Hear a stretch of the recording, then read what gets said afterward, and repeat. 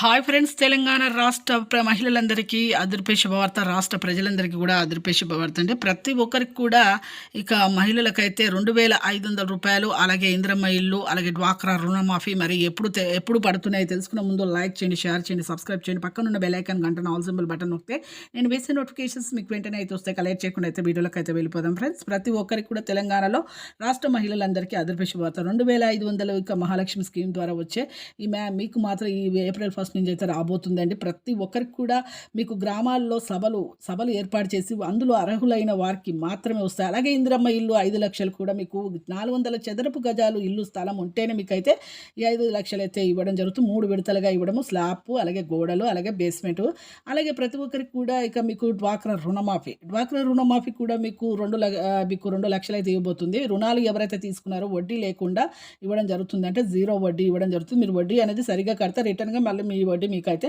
అందులో అయితే వేయడం జరుగుతుంది. ఈ ఏప్రిల్ 1 నుంచి అయితే ఇవైతే అమల్లోకి అయితే వస్తాయి. Thanks for watching.